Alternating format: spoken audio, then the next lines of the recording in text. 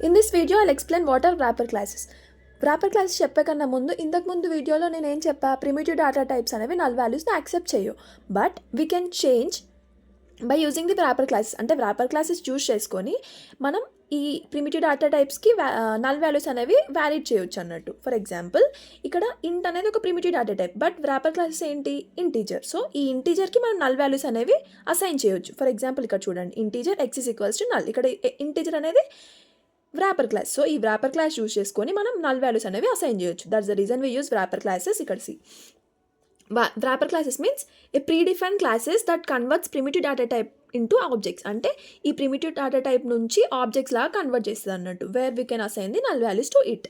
Next నార్మల్గా ఎందుకు Java అనేది ఒక ఆబ్జెక్ట్ ఓరియంటెడ్ లాంగ్వేజ్ కదా, అక్కడ ప్రిమిటివ్ డేటా టైప్స్ అనేవి నాట్ ఆబ్జెక్ట్స్, అంటే primitive data types are not objects.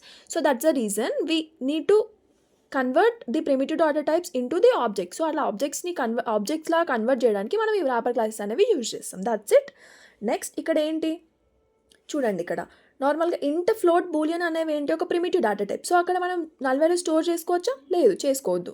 But string అరే క్లాస్ అనేది it is a non primitive data type. So ఇక్కడ నల్ వాల్యూ స్టోర్ చేసుకోవచ్చు. నేను డిఫరెన్సెస్లో చెప్పా, if you don't know just refer in my previous video.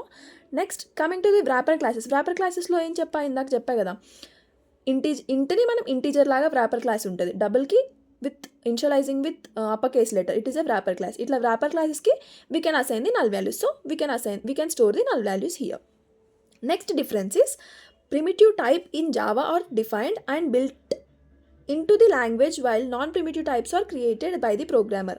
అంటే ఏంటంటే జావాలో already ఈ కొన్ని ప్రిమిటివ్ డేటా టైప్స్ అనేవి తెలుసు, so we can directly use it inbuilt methods అన్నట్టు అవి.